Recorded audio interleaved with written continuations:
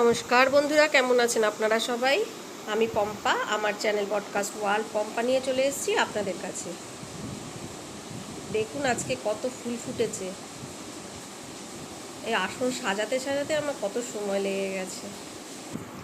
যাই হোক, রাতের ডিনারে আমি বানিয়েছিলাম ডিম তড়কা আর তন্দুরি রুটি। ডিম মোটামুটি অনেকেরই এটা পছন্দের খাবার, তাই আমিও আজকে ডিনারে এটাই বানিয়ে নিলাম। তন্দুরি রুটির জন্য আমি এখানে নিয়েছি আমি আটা ময়দা দুটো মিক্সড করে নিয়ে এর মধ্যে দিয়ে দিয়েছি 1 চা চামচ বেকিং পাউডার আর হাফ চা চামচ বেকিং সোডা, সামান্য নুন দিয়ে দই দিয়ে আমি এই আটাটাকে মাখবো। আমার মাখা কমপ্লিট হয়ে গেলে খানিকক্ষণ রেস্টে রেখে দিয়েছিলাম, তারপরে আবার একটু মেখে নিয়ে এবার আমি এই রুটিগুলোকে করে নিচ্ছি। একটা তাওয়ার মধ্যেই একটু জল ছিটিয়ে প্রথমে তাওয়াটাকে ভালো করে গরম করে নিয়েছি, তারপরে একটু জল ছিটিয়ে রুটিটাকে একটু মোটা মতনই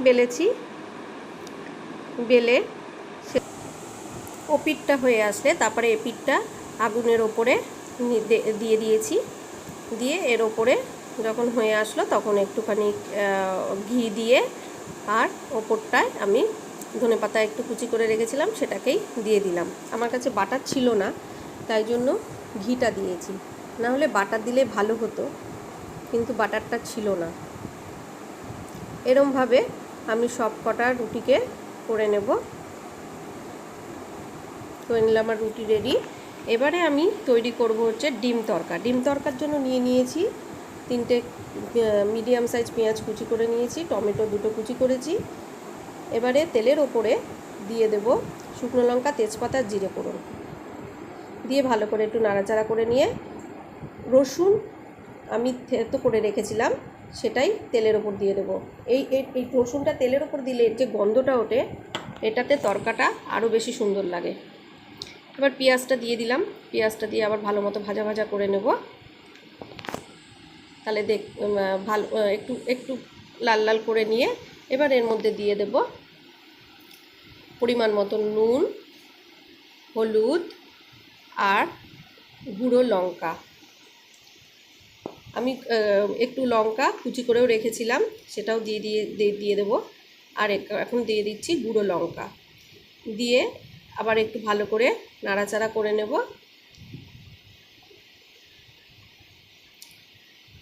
বেশি ভাজতে লাগবে না, আর একটু নাড়াচাড়া করে নিয়েই এর মধ্যে দিয়ে দেব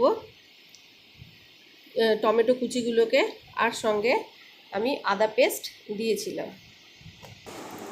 টমেটোটা দিয়ে এবারে একটু ভালো মতন কষাতে হবে।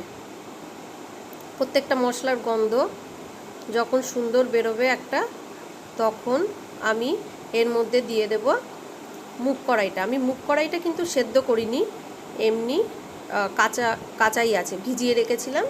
সেই অবস্থায় ধুয়ে ভালো করে জল ছেঁকে আমি মুগ কড়াইটা দিয়ে দিলাম।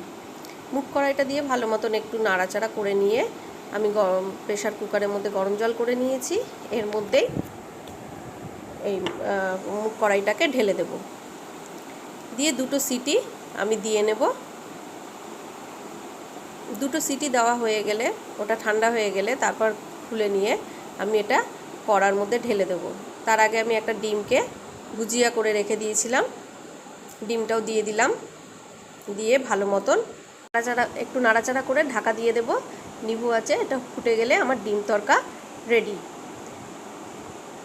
যাই হোক, সবাই ভালো থাকবেন, সুস্থ থাকবেন, সাবধানে থাকবেন।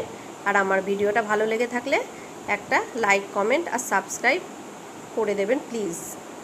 দেখা হবে পরের ভিডিওতে। আজ নমস্কার।